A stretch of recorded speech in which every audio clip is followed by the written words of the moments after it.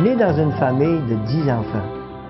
Et avec une petite maman très pieuse qui nous avait enseigné des valeurs spirituelles puis une certaine forme de crainte de Dieu. Tellement que quand j'allais à la messe, j'avais toujours avec moi mon missel. C'était ma Bible autrefois, ça. J'avais mon missel, puis je lisais, je suivais la messe dedans.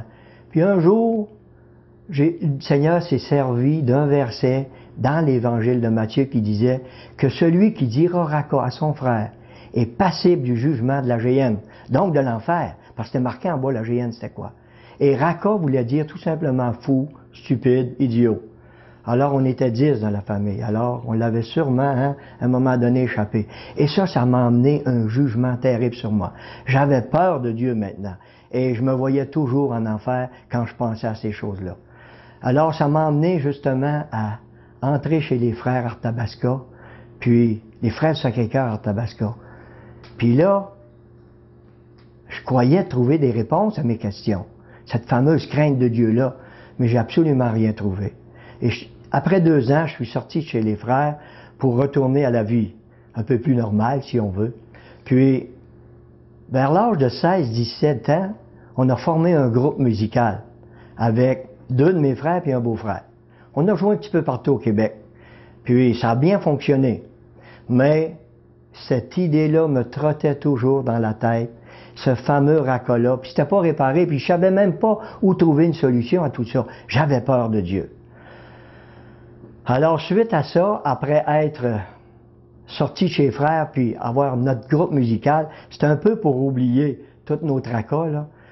Un jour, je suis allé chez mon frère, on s'était mariés entre-temps. Puis je suis allé chez un de mes frères, Clermont, qui était le mouton noir du groupe, parce qu'il avait développé un langage qui était pas beau pantoute, et il faisait des phrases avec les sacs puis les blasphèmes, et moi, j'avais gardé une crainte de ça, j'aimais pas ça. Puis là, j'arrive chez lui, qu'est-ce que je trouve sur la table? Une Bible ouverte. Mon frère, le blasphémateur, une Bible ouverte. Et là, il commence à me témoigner, puis à me parler de ce qu'il avait découvert, qu'il pouvait savoir qu'il était sauvé, qu'il avait la vie éternelle.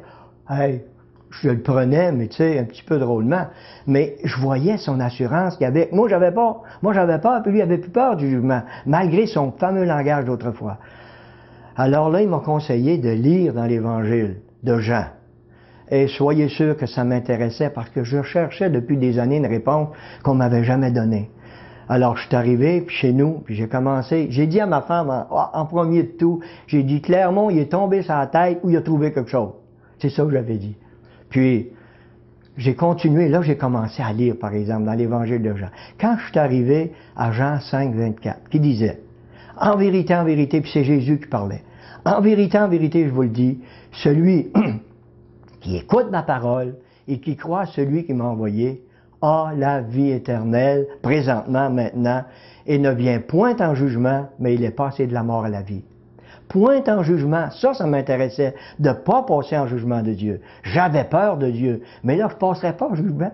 Alors, quelle belle consolation. Et bien d'autres versets aussi que j'ai lus par après, qui m'ont convaincu que j'avais besoin d'être sauvé. Et ça, je le savais depuis longtemps. Dieu me l'avait montré depuis longtemps. C'était pas mon problème. Mon problème, c'était des réponses à ma crainte de Dieu.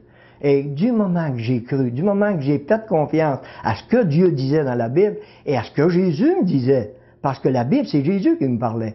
Alors, quand j'ai compris puis j'ai accepté le Seigneur Jésus-Christ, la peur a arrêté, c'était fini. J'avais plus peur de mourir parce que si j'y pensais, je savais que j'allais avec Dieu. Et ça, c'est parce que j'ai fait confiance, tout simplement. La Bible dit, celui qui croit a maintenant. Alors je l'avais. Et depuis ce temps-là, en 1966 jusqu'à aujourd'hui, eh bien, j'ai cette assurance-là. Tu sais, Jean-Pierre, aujourd'hui, on nous vend toutes sortes d'assurances, pour n'importe quoi. Mais l'assurance la plus importante, qui est gratuite, complètement gratuite, on la néglige complètement. Puis on dit, oh, on a le temps devant nous autres. Mais des fois, on ne sait pas que nos jours sont comptés. Alors Jean-Pierre, avec cette assurance-là maintenant, je peux dire à n'importe qui, c'est la bonne expérience à faire. Se tourner vers Dieu, vers la Bible. Au lieu de mon missel, j'ai une Bible maintenant. Alors c'est celle-là que je lis maintenant, puis c'est celle-là en qui je fais confiance.